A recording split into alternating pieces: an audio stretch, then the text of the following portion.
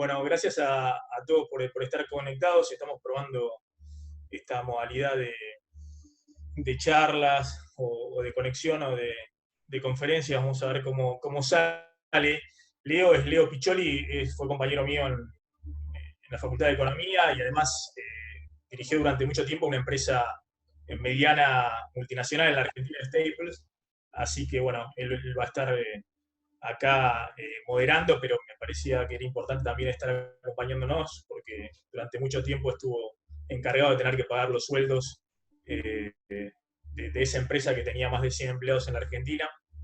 Y también está participando con nosotros Amílcar Collante, que es un economista que trabaja conmigo haciendo los números y las proyecciones que suelo utilizar, ya sea en la newsletter y el portal de Plan M, como en los programas que me suelen ver.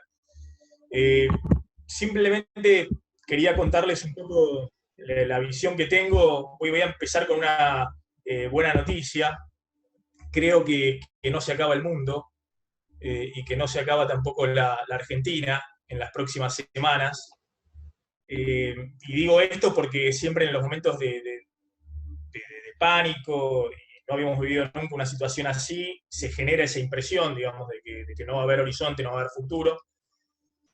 Creo que el gobierno se concentró mucho en tratar de armar el horizonte desde el punto de vista de la salud, y no me meto con eso porque viendo la reacción en los distintos gobiernos afuera, y no sé si lo vieron ayer, pero fue impresionante Trump, cómo cambió 180 grados la posición que tenía, y ayer hasta se lo veía asustado haciendo números y proyecciones de la cantidad de muertos que podía haber en Estados Unidos, y por eso llamando a la gente que se quede en sus casas y diciendo que en Estados Unidos lo que ellos llaman el distanciamiento social se iba a mantener hasta fines de abril.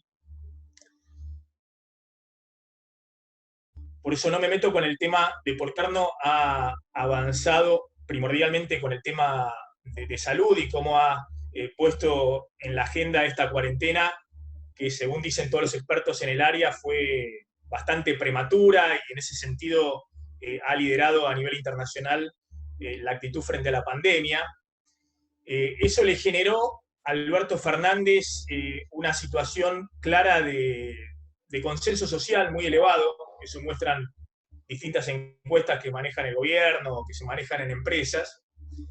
Pero también creo que así como hasta la semana pasada estuvimos hablando exclusivamente de la pandemia y de cómo ha actuado correctamente el gobierno en esa área, ya en los últimos días, no sé si lo notaron, y empezamos a hablar de los problemas que empiezan a haber en la economía, con lo cual vamos a seguir esta semana hablando de salud y de economía, y creo que a más tardar la semana próxima el tema va a ser la economía.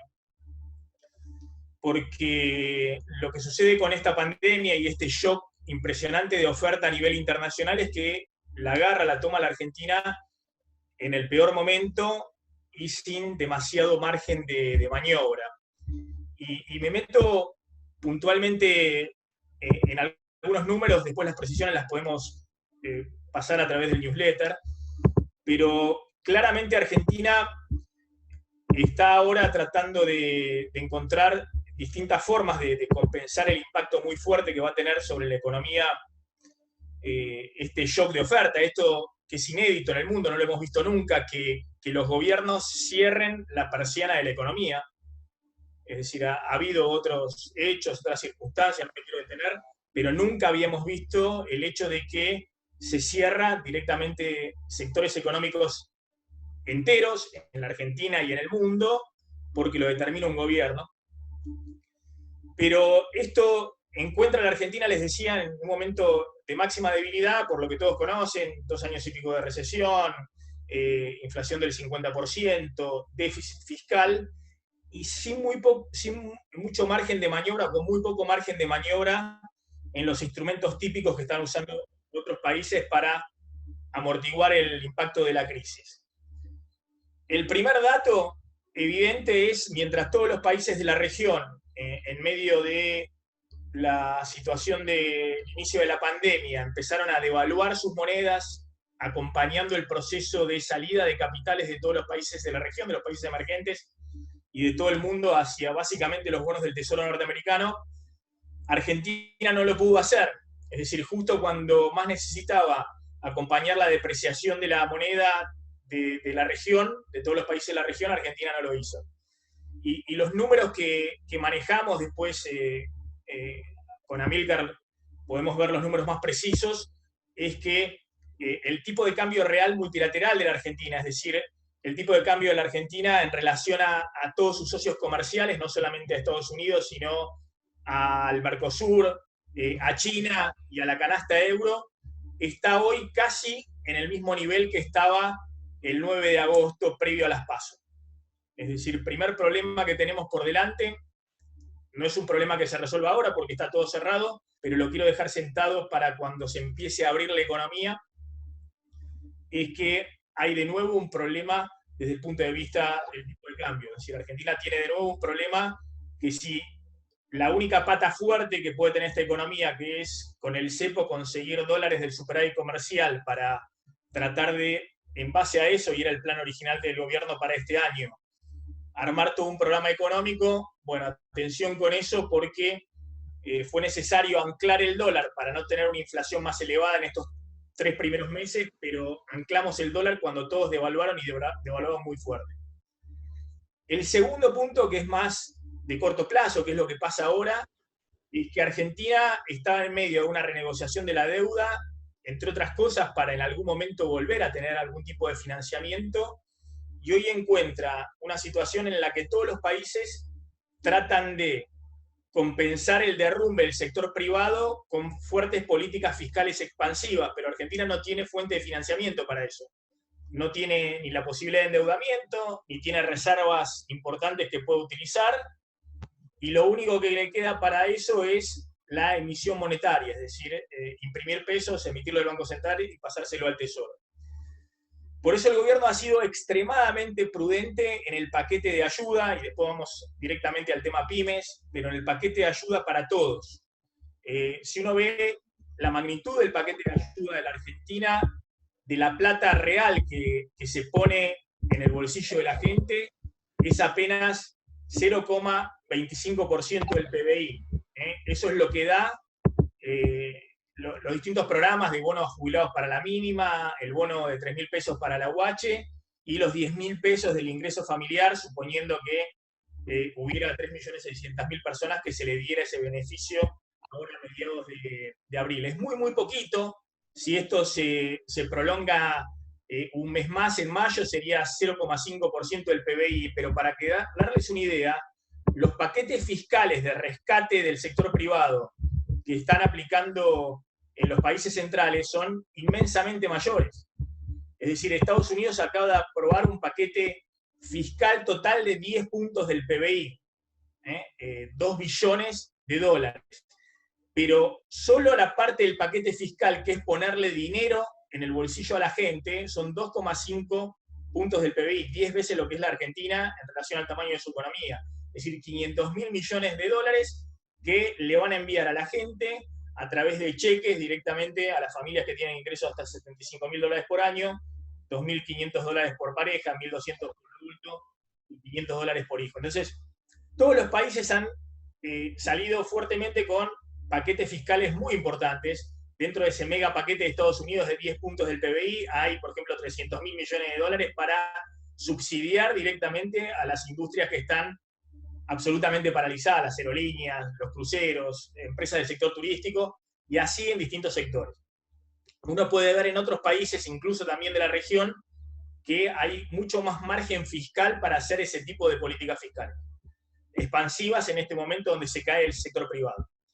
En el caso de la Argentina, el gobierno ha sido muy prudente, ha ido soltando de a poquito el paquete fiscal, y tengo entendido que lo va a ir haciendo a medida que esto se prolongue, por lo menos hasta el 13 de abril, después vamos a ver la fecha de levantamiento, porque, insisto, no tiene fuente de financiamiento. Y lo único que le queda, y que es lo que está tratando en estos días de priorizar, es el uso de la política monetaria a través del Banco Central. Es decir, el Banco Central ha emitido en marzo una gran cantidad de dinero, en parte para financiar esto que estamos diciendo, que es ponerle dinero en el bolsillo a la gente. El Banco Central ha emitido 125.000 millones de pesos, se los pasa al Tesoro, y el Tesoro es el que está tratando de cubrir estos gastos. Esto solo en marzo estamos hablando, pero además ha emitido más de 300.000 millones de pesos para dárselo a los bancos, cancelándoles LELIQs, que son las letras a corto plazo que tienen los bancos, y como una forma de, con ese paquete de 300.000 millones de pesos, que insisto, son pesos que imprime el Banco Central, se los da a los bancos a cambio le dan las LELIQ que retira el Banco Central de circulación. Bueno, la idea del Banco Central es de esa manera presionar a los bancos que hoy están llenos de pesos y que no saben qué hacer con esos pesos. Esos pesos son tasa cero en la mano, o prestarlos al sector privado a estas tasas del 24% que el gobierno quiere se traduzcan en créditos inmediatos, de cortísimo plazo, casi automáticos en algunos casos, después vamos a ver los distintos casos, para financiar el rescate de una gran parte de las empresas que hoy tienen dificultades, que están paralizadas y tienen dificultades no solamente para pagar la nómina salarial, sino para cubrir su capital de trabajo. Entonces, la verdad que el margen de acción es muy acotado, se ha ido muy prudentemente, algunos dirán con cierta lentitud, pero eso es lo que obligan las circunstancias. La situación del otro lado es muy, muy delicada, y creo yo que es la primera prioridad que debe atenderse ahora sí, en los próximos días, que es no solamente la situación social de los que están en la informalidad, los que trabajan en negro, o la UH, o los jubilados, sino el desafío de cómo haces para que no haya un efecto dominó en el sector privado formal, es decir, las empresas, pymes, pequeñas y medianas, que tienen que pagar una gran parte de los 6 millones de trabajadores en blanco asalariados que hay en Argentina. El grado de morosidad que tenían las empresas con el sistema financiero previo a la crisis estaba en 8 puntos del total de cartera. Es decir, que para que se den una idea, no era algo alarmante, pero era 3 veces más el grado de morosidad que tenían las empresas en la crisis del 2009. Y para que se den una idea, ese grado de morosidad en febrero del 2018, antes de que empezara la crisis, era de 1%. Es decir, que los bancos ahora están también ante el dilema, a quién le prestan y a quién no, cuando del otro lado ya empezaba a crujir un grado de morosidad relevante en el sistema financiero con las empresas del otro lado. Ese grado de morosidad de 8 puntos, según los registros del Banco Central, a enero de este año, insisto, antes de la crisis, es una primera señal de alarma de que nadie tenía margen para nada. Es decir, que la economía estaba crujiendo por todos lados después de 2 años de recesión, las empresas también, y sobre esto vino este masazo.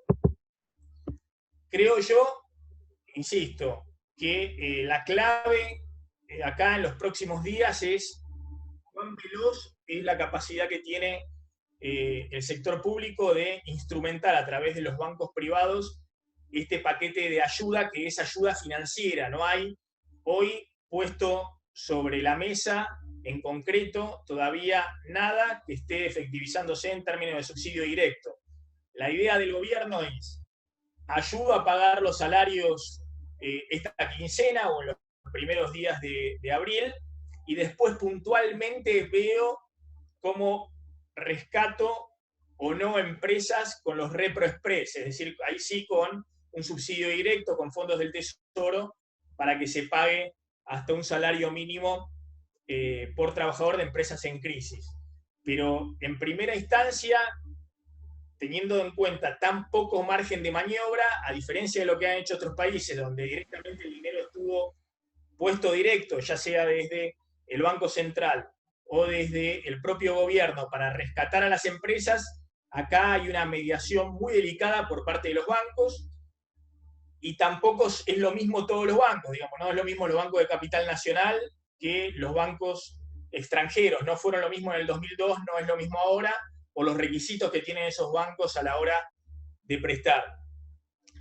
Es fundamental, desde mi punto de vista, que el gobierno trace un horizonte, efectivamente, de cuáles van a ser los pasos desde el punto de vista económico, cuál va a ser el horizonte de salida de la cuarentena para la pandemia, porque evidentemente para tomar un crédito y pagar una nómina salarial o para pagar un crédito para cubrir parte del capital de trabajo con la idea de volver a producir en algún momento, lo que es clave es saber cuándo termina esto.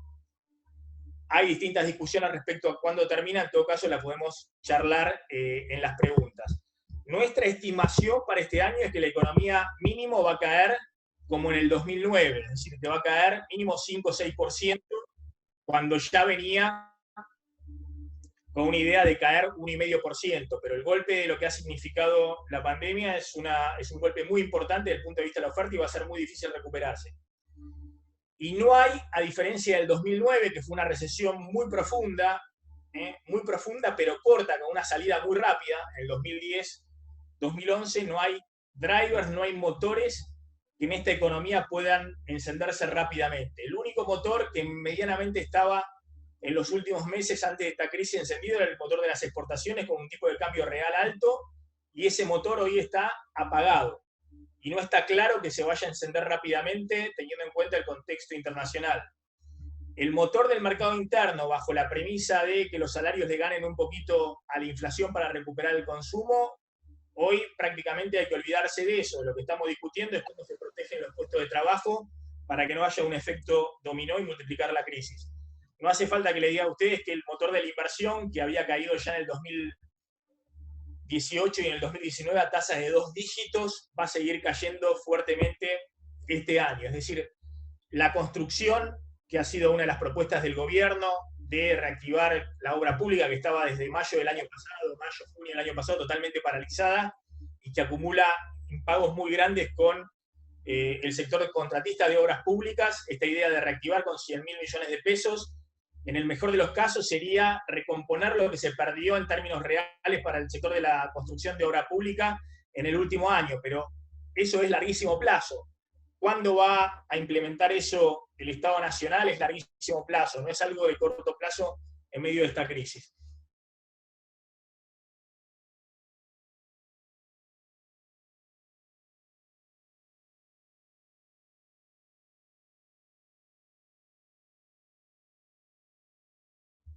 De crisis muy profundas siempre han sido salidas en el cual se alinean las expectativas y el financiamiento en primera instancia termina estando de los propios argentinos que tienen los dólares en el colchón, 300.000 millones de dólares de argentinos o en las cajas de seguridad en el colchón en el exterior.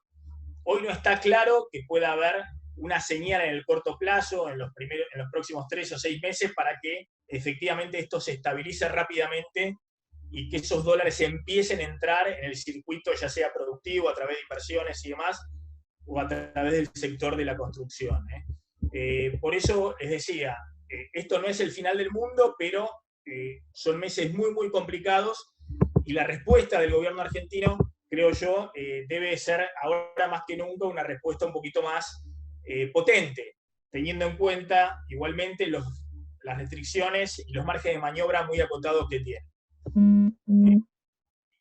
Si quieren, abrimos algunas preguntas que yo voy a estar recibiendo acá por chat. A ver.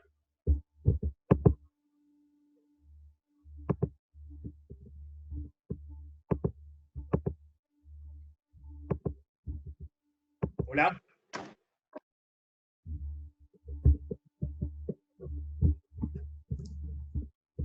A ver. Bueno, voy a recibir algunas preguntas por chat y si quieren vamos compartiendo y bueno, vemos si nos podemos organizar. Hay 74 participantes del Zoom. Bueno, vamos a poder, si podemos, mínimamente organizarlo.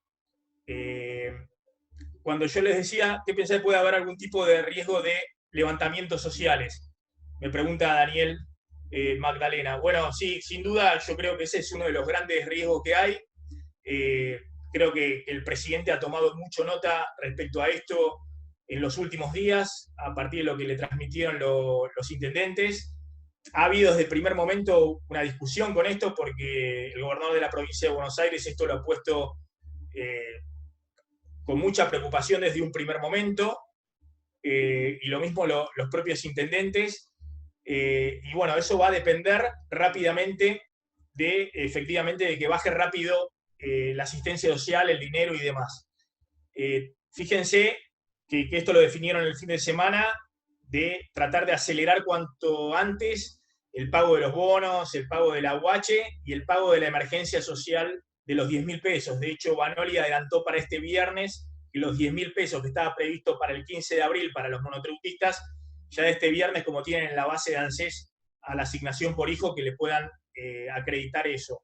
Está claro de que eso va a depender de cuánta plata fluya a los sectores que hoy se quedaron con cero ingreso en los próximos días. Me preguntan ahí por los cheques rechazados. Vamos de algunas. A ver, los cheques rechazados hasta sin incluir el viernes, ahí hubo un memo, un mail que circuló del Banco Central diciendo que habían sido solo 10,7% del total de cheques y que el clearing había servido para normalizar la situación en algunos sectores que estaban funcionando. Esa es la idea de reabrir el clearing, que no haya un problema de quiebre en los sectores que funcionan, por ejemplo, en el sector de alimentación o de medicamentos. Digamos, las empresas de alimentación hicieron un lobby enorme a través de Copal para que se reabra el clearing, porque los supermercados estaban recaudando y no les estaban pagando. Ese 10,7% de cheques rechazados sin incluir el viernes, que al presidente lo dejaron muy tranquilo y demás. Bueno, los datos que tenemos al día de hoy de bancos importantes es que subió al 20% de cheques rechazados. Es un nivel muy elevado porque antes de la crisis era el 2%, pero no es la catástrofe, no es 50% y demás. Pero claramente sí es hoy el principal problema, no solamente para el funcionamiento de las empresas en el corto plazo y el pago de la nómina salarial, sino fundamentalmente para ver cómo rearmás la cadena de pagos y el sistema productivo apenas pase la cuarentena, ¿no? Bueno, ahí me dicen, los cheques siguen viniendo sin fondos, sino como fuerza mayor, como, a ver, no logro, acá abrí el mail. Bueno, acá me dice un usuario que tiene 45% de rechazos. Bueno, por eso, yo les decía el dato que manejaban hoy en dos grandes bancos era 20%. Ahora, también ese tema de los cheques rechazados me parece que se va a usar mucho, según el sector, como una forma de negociación con los proveedores, ¿no?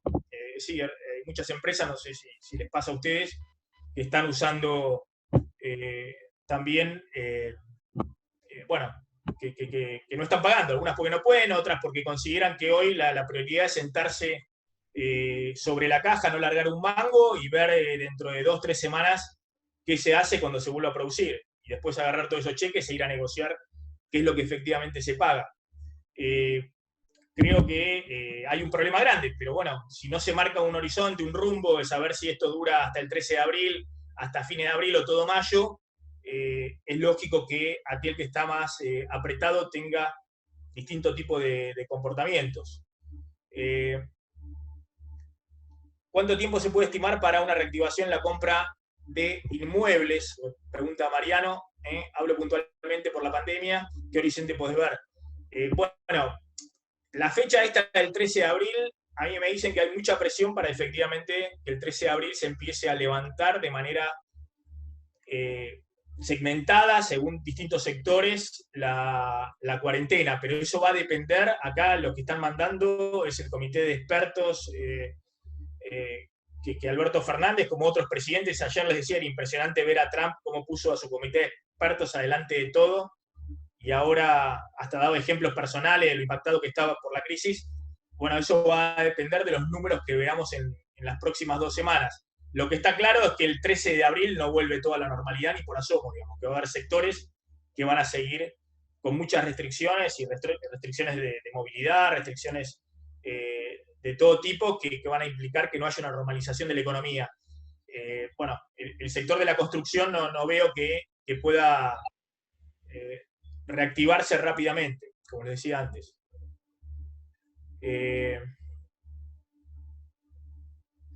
¿Existe alguna posibilidad del Mercosur como bloque económico desarrolle un fondo y una estrategia para el rescate y el desarrollo de países miembros durante y luego el impacto de la pandemia en la región? Me pregunta Diego.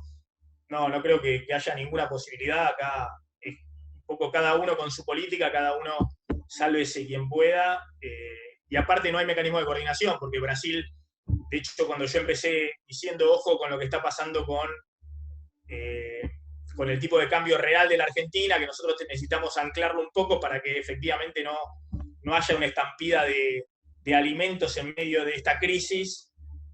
Bueno, Brasil le evaluó de una manera inédita. Es decir, lo que Brasil le evaluó desde el principio de la crisis ha sido la principal causa de que Argentina haya perdido mucha competitividad en este tiempo en el tipo de cambio real multilateral. Me preguntan, ¿es posible que el gobierno especule con que empresas y particulares deshagan sus tenencias en dólares? En ese caso, ¿cómo afectaría al mercado de cambios? Bueno, yo creo que ahí hay un problema grande, digamos. Nosotros estábamos viendo que en los últimos días el contado con liquidación bajó mucho, no sé si vieron, llegó a estar a 95 en algún momento y después había bajado, Amílcar bajó a cuánto, 85 el contado con liquidación tomado con el bono, con YPF o Bonar 24. De 91 y pico, de 91 y pico a 84, por ahí estuvo. Claro. Más o menos un 8% había bajado las dos cotizaciones, el bolsa y el contado con liqui. Claro. Eso marcaba un poco esa operatoria de que al estar cerrados los bancos y no tener acceso, había que liquidar parte de las posiciones dolarizadas porque no había acceso a los pesos, sea por los bancos o por la vía formal o informal también, porque también se ve en el blue, ¿no? Así que esa fue una operatoria de movimiento que puede seguir si siguen los bancos cerrados, ese es el problema también. Claro, pero bueno, esa fue una operatoria de grandes empresas o de multinacionales en la Argentina que efectivamente para cubrir sueldos estos días vendieron dólares a través del contado con liquidación o del dólar bolsa, ¿no? Pero claramente las pymes, que eso lo estábamos viendo en los últimos meses, y significaba eso un techo para el dólar blue, de que había una operatoria grande de oferta de dólares y demás, bueno, hoy están en una situación muy complicada, porque no hay dónde vender los dólares, muchos de esos dólares están en las cajas de seguridad, no hay dónde ir a buscarlos, es decir, para el que quiera tener con el canuto cubierto algo del capital de trabajo, en muchas empresas pymes eso no se puede hacer. No, yo estoy viendo que hoy el problema principal es cómo vas normalizando la economía. No creo que estén pensando hoy en un reingreso de dólares importantes, pero claramente eso en algún momento va a haber que habilitarlo, va a haber que habilitar algún canal para que aquel que tenga dólares pueda reintroducirlos y no esté obviamente con el cepo de tener que venderlo a 60 pesos. Es cierto que en otras crisis, como les decía, bueno, no solamente los particulares o el sector de la construcción, sino de las propias empresas, iban sacando un poquito de dólares para cubrir el capital de trabajo o para ponerse nuevamente en funcionamiento. Bueno, eso hoy es difícil de hacer y además el horizonte es bastante incierto, ¿no? Me preguntan si tienen que emitir tanto o van directo a la hiper. Me pregunta Santiago, creo. Y no necesariamente, la verdad que con esta recesión, no necesariamente, siempre y cuando no se te quiebre la cadena de pago, porque si vos acá ponés mucha guita, como estás poniendo, o tratás de ponerlo, hemos visto en estos días cuando cobran la UH o cuando se cobra un poquito de guita, y eso va exclusivamente a alimentos, nadie está comprando nada que no sea alimentos. Y si tenés algún problema de abastecimiento puntual, los precios se te disparan. Entonces, si acá efectivamente lo único que haces es tratar de garantizarse que se cubran mínimamente nada más que la nómina salarial y no garantizás que las empresas puedan cubrir su capital de trabajo y pueda reiniciarse la cadena de pagos y la producción después de que pase la cuarentena, y bueno, hay un problema, porque no va a haber producción, no va a haber oferta y esa demanda va a disparar más todavía los precios. No creo que estemos en una situación de hiper, pues insisto, porque hoy nadie vende nada, pero sí es un riesgo, pero no hay otro margen de maniobra, ¿no? Supongo que Maxi, muchos van a decir...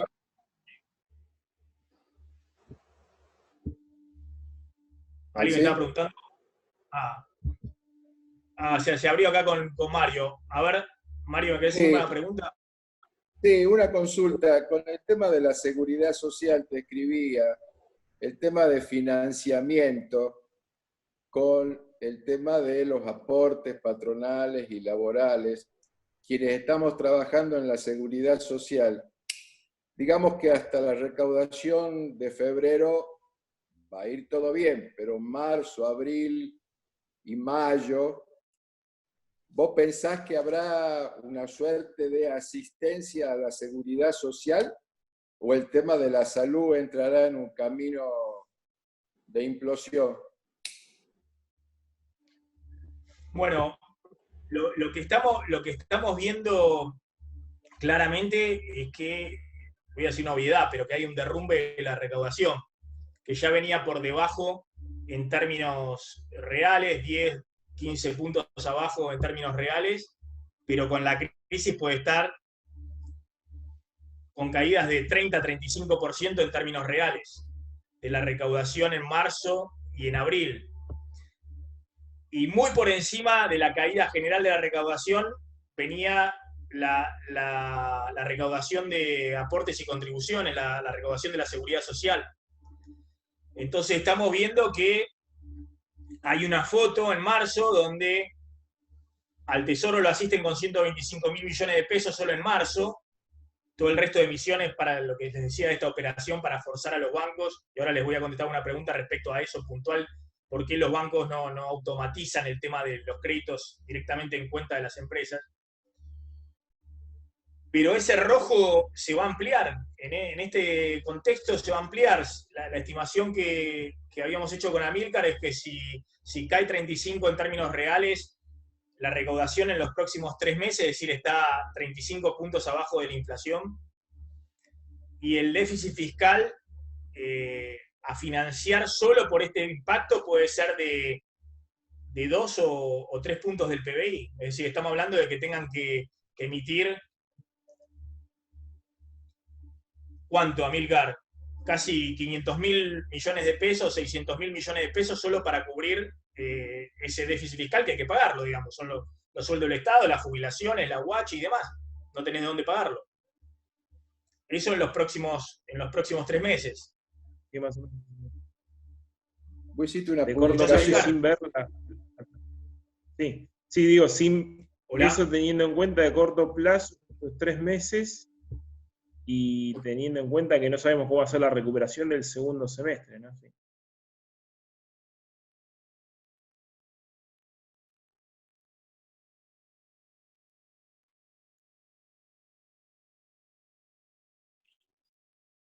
Hola.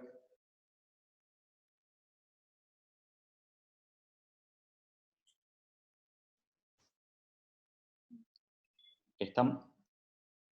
¿Estamos? ¿Alguien se fue?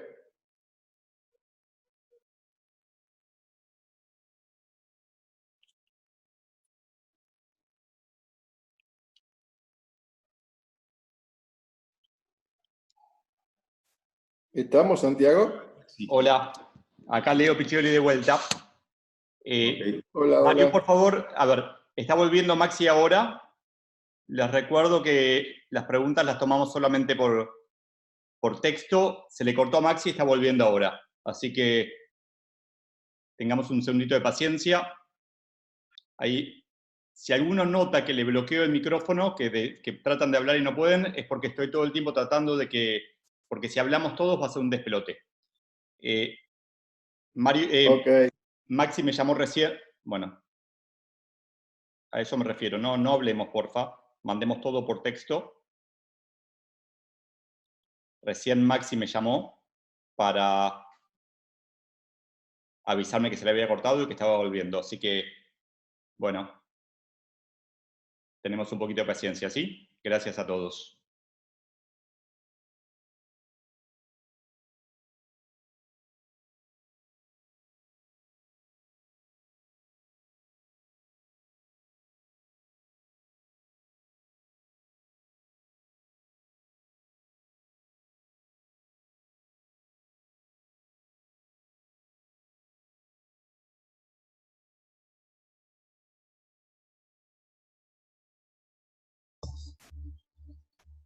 Y eso para que paguen nómina salarial o capital de trabajo.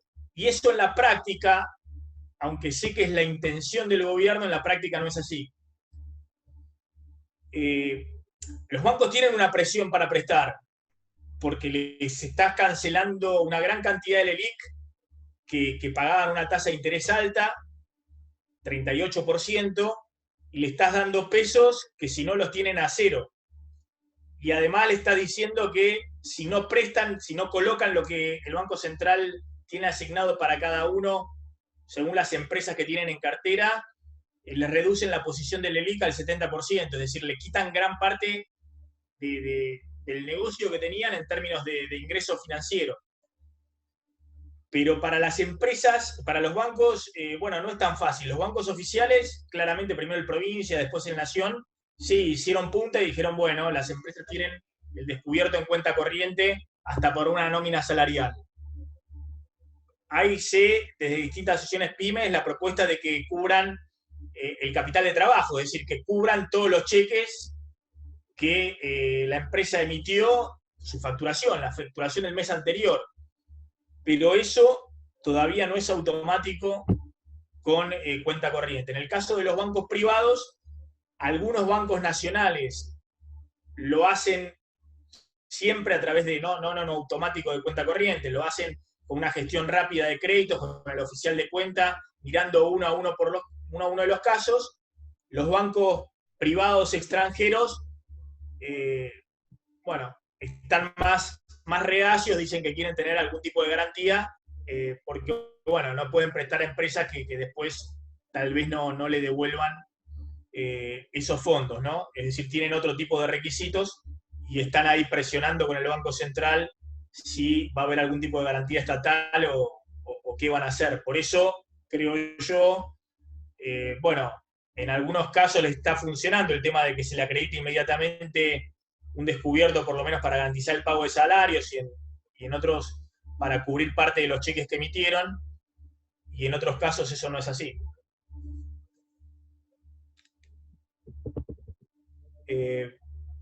A ver si puedo ver el chat. Ahí tengo el chat.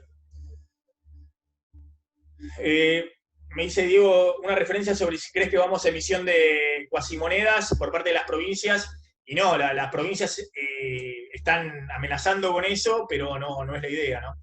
Amenazan con eso para que el gobierno, que es el único que puede emitir, emita y le transfiera más coparticipación. El gobierno ha dicho que lo va a hacer solo puntualmente, como en el caso de los repro para las empresas, pero que lo va a hacer solo puntualmente para las empresas, para los gobiernos provinciales, a través de ATN, de aporte del Tesoro Nacional, que son asistencias puntuales en caso de emergencia. Las provincias están en un problema enorme para el pago de salarios, y algunas provincias que incluyen también las jubilaciones, como el caso de la provincia de Buenos Aires, Santa Fe y Córdoba, están con un problema muy grande, porque también se les desploma la recaudación y no pueden emitir moneda. Pero la idea es que no emitan cuasimonedas, que reciban asistencia del Tesoro Nacional.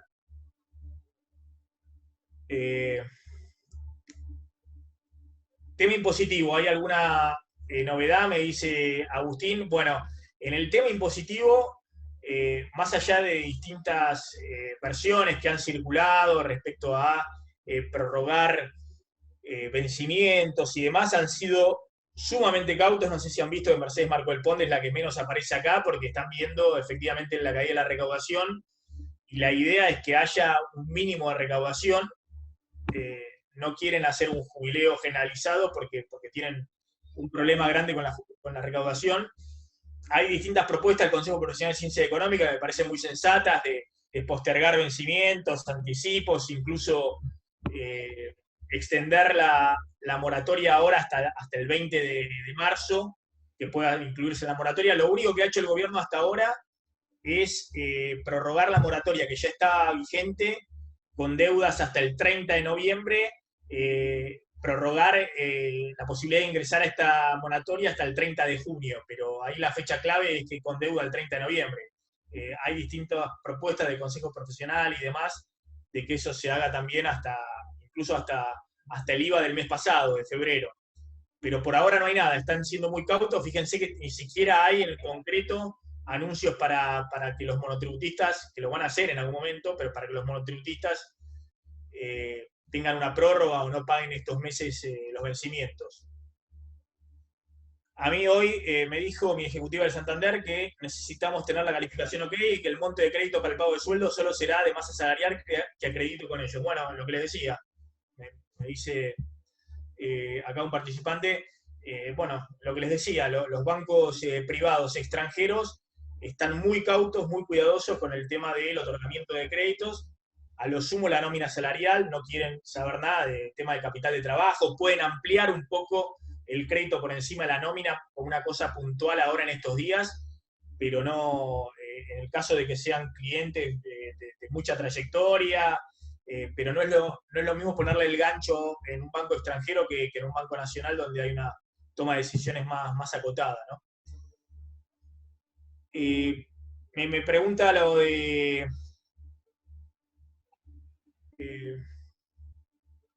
¿qué pensás que va a pasar con el tipo de cambio? Dado que mencioné el tipo de cambio real multilateral, y bueno, claramente la única fortaleza que tiene esta economía y que no debe terminar de perderla es mantener un tipo de cambio real alto y la única forma de decir que esta economía, el único eje para que esto no sea todavía peor, es que el Banco Central compre dólares del superávit comercial, que son los únicos dólares disponibles que ha tenido en los últimos meses y que va a tener, creo yo, por bastante tiempo la Argentina, porque de esos dólares disponibles depende después la posibilidad de poder ampliar la posibilidad de comprar insumos de importaciones o poder jugar en el margen con el financiamiento y demás. Y para eso es fundamental que el tipo de cambio no se termine de atrasar. Pero bueno, hay un trade-off, un intercambio muy fuerte con la inflación. La idea del gobierno era cerrar la renegociación de la deuda y después ir llevando más rápidamente el tipo de cambio nominal oficial, llevarlo más rápidamente acercándose a la inflación. Bueno, ahora en medio de la crisis, imagínense que todo eso ha quedado un poco paralizado, esa idea, y lo único que está haciendo el gobierno es congelar absolutamente todo. Creo que después lo va a tener que llevar más rápido al tipo de cambio oficial, no hay duda de eso. Me preguntan si es posible una mayor cierre de importaciones para tener superávit comercial. Sí, sin duda. Si el superávit comercial está amenazado efectivamente porque hoy casi no hay, Amílcar, casi no hay liquidación tampoco de dólares vía exportaciones, también se ha paralizado bastante eso, ¿no?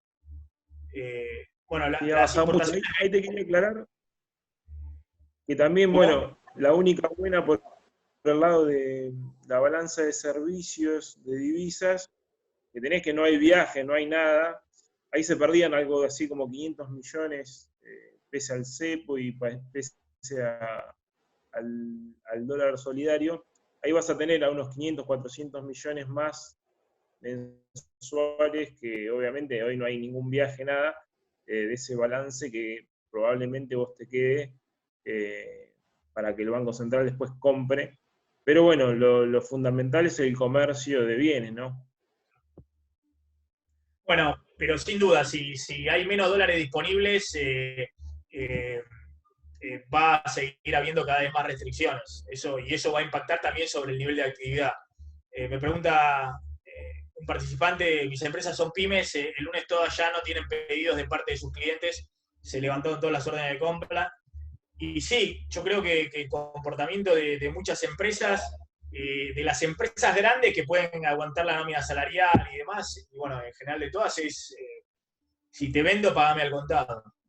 Y de las pymes es, me siento sobre lo que tengo y bueno, veo semana por semana qué voy pagando y qué no.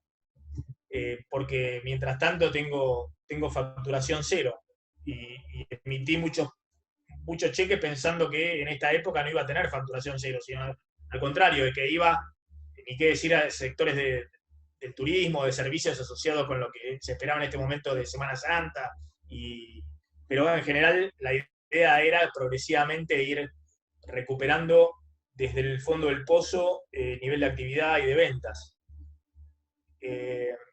Me preguntan cómo está el tema de la negociación con el FMI por esto que habíamos dicho de los derechos especiales de giro, se está negociando una asistencia. Bueno, por ahora no hay novedades sobre eso, pero era lo único que estaba buscando como asistencia.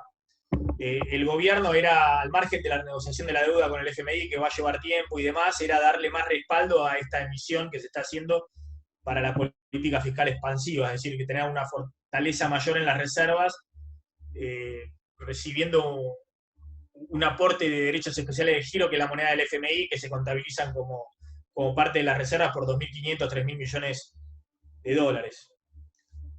Pero todavía no hay novedades. Me decían que era algo que estaban negociando y que probablemente saliera. No es un préstamo, no es nada de la forma tradicional, era simplemente una ingeniería financiera para darle cierto respaldo a no estar emitiendo a lo loco contra nada. Bueno, a ver, voy a tomar una o dos preguntas más, así vamos cerrando y les agradezco un poco la paciencia. Me hubiese gustado interactuar un poco más, digamos, con micrófonos abiertos y demás.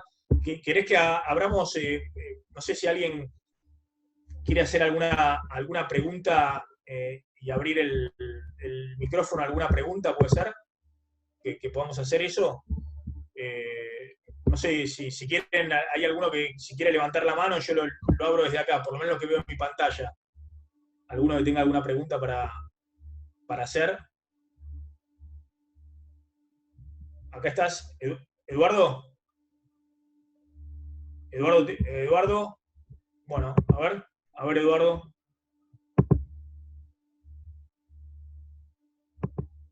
Oh. A ver, Eduardo. ¿Ahí está abierto?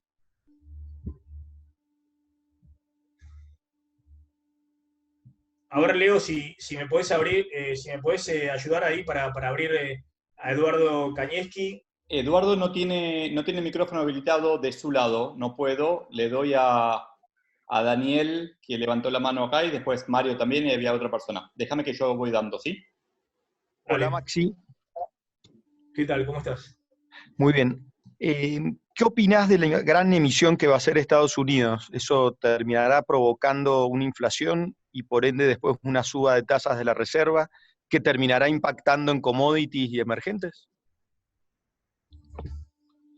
Y hoy no lo sabemos. Lo que sí está claro es que por eso, a ver, lo que está claro es que han usado todo el poder de fuego. Es impresionante cómo cambió el mundo. Hace menos de un mes, Trump estaba presionando al presidente de la Reserva Federal para que baje a lo que está ahora, prácticamente a cero la tasa.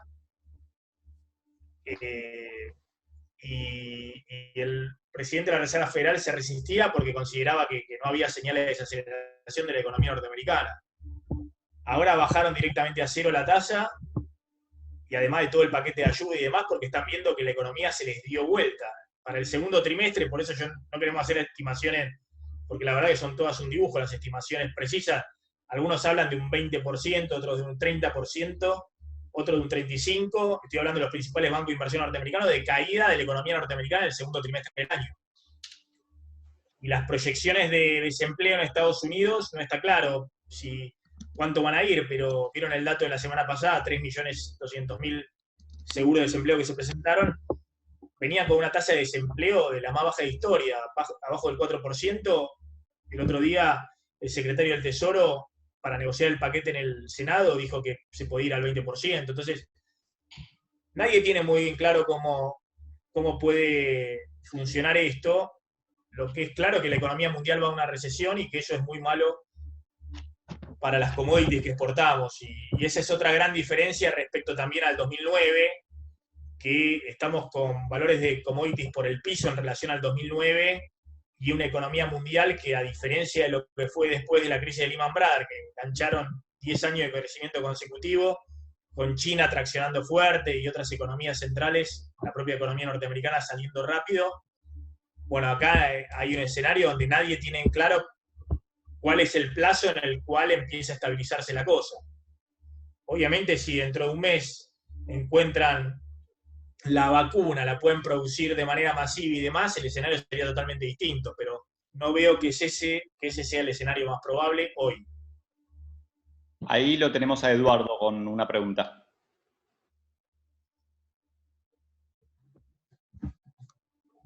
Sí, estoy en penumbras casi, ¿no? Sí. Eduardo, tu micrófono está andando. Bueno, vamos con otro Daniel que había levantado la mano hace un ratito. Maxi, buenas noches. ¿Vos pensás que las importaciones, que está todo trabado, puede generar un problema de abastecimiento que dispare esta hiper de la que hablábamos? Porque hay mucho insumo importado en el mercado local. No, no creo. A ver, cuando hablamos de hiper, somos todos mayores mayores de cierta edad, pero hemos visto la hiper de 89-90. Los datos de déficit fiscal de la hiper del 89 y 90 eran terriblemente peores a los actuales. Actualmente estamos con 4 puntos de déficit fiscal financiero total, 0,5% de déficit primario, ¿no?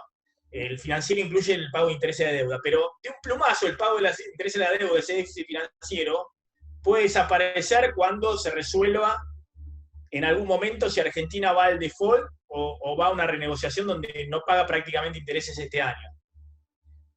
Nosotros estamos diciendo que efectivamente ese déficit va a crecer mucho más de lo que se preveía y de todos los PowerPoint que hizo el ministro Guzmán para presentar a los acreedores, todo eso, si sigue esto por el derrumbe de la recaudación y el mayor gasto, que por ahora es muy prudente, estaba diciendo que pusieron nada más que 0,25% del PBI de mayor gasto. Pero sin duda el déficit fiscal, si esto continúa, va a crecer, pero estamos lejos de 10 puntos, 12 puntos de déficit fiscal total financiero que había en la CIPER, del 89-90. Muy, muy lejos de eso. Y además estamos con cepo cambiario, que te genera el ancla del tipo de cambio oficial. Obviamente, si se te disparan los dólares alternativos, las brechas, que es el riesgo de estar metiendo muchos pesos, y es lo que quiere monitorear también el Banco Central, digamos, que no haya empresas que le tomen los créditos, se den vuelta y compren el contado con liquidación. Pero bueno, si no hay una ampliación muy grande de las brechas y demás, yo no creo que haya un riesgo de hiperinflación en el corto plazo, en este año estamos hablando. Hay otro tipo de riesgos. El riesgo es que efectivamente la inflación pase a no baje del 55-60%, que los salarios queden este año, porque se te disparó el desempleo, muy atrás de ese nivel, y que se te derrumbe otro año más de profunda caída, que va a ocurrir ya con los números que estamos viendo, del PBI del consumo. Y alguien me había preguntado al principio del tema del estallido social, y bueno, la verdad que Argentina hasta ahora ha sido un milagro de estabilidad social en medio de, no por esta pandemia, sino de lo que ha pasado en los últimos 2 años. La verdad que ha sido una apuesta fuertísima, que me parece solo un gobierno peronista, que tiene mucha confianza en sí mismo y el manejo de la cuestión social en el conurbano, podría actuar de la manera que se actuó, bajándole las persianas a la economía como se ha hecho, y con mucha discusión interna, prorrogando ahora la cuarentena hasta el 13 de abril. Tengo una pregunta de Mariano que levantó la mano hace un ratito. ¿Estás ahí, Mariano? Sí, ¿qué tal, Maxi? Buenas tardes. Yo quería hacerte una pregunta respecto al tema, ¿qué pasa con la clase media independiente? Es decir, comerciantes, profesionales, monotributistas de categoría media o alta, respecto a que tienen normalmente una nómina de 5, 10, 15 empleados, no más que eso. Es decir, ¿qué medidas se pueden tomar, si es que se puede tomar alguna medida por parte del gobierno para contener y evitar que ahí se rompa la cadena de pagos? Y bueno, pero por eso es lo que estamos hablando, no hay medidas concretas. Ahí me dice Fabián, a ver si podemos habilitar a Fabián Ian, que salió recién una resolución del Ministerio de Trabajo, a ver si es con el tema repro, que es lo que tiene que anunciar rápido el Ministerio de Trabajo, este tema de los repro express para cubrir parte de la nómina salarial directa de las empresas, que hasta ahora era una carpeta que llevaba su tiempo, procedimiento de crisis, 2 meses y demás, y ahora lo quieren hacer de manera express.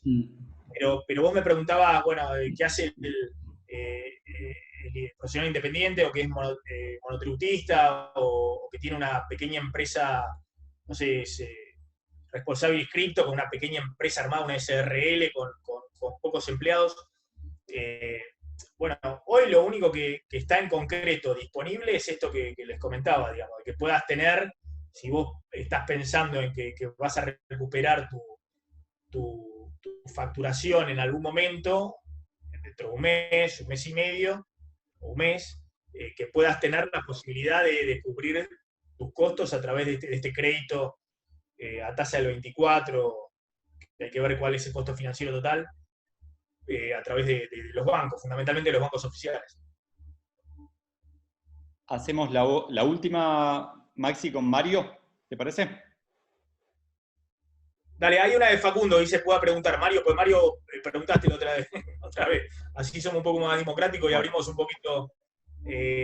Facundo, a ver, ¿dónde está Facundo? Espérame que tengo que habilitar el micrófono, a ver si no lo habilitó él. Sí. Hola, buenas tardes. Maxi. Sí. Te quería preguntar si considerabas suficientes las medidas del paquete de ayuda del gobierno del 0,5 del PBI y que no se pueda producir un estallido social.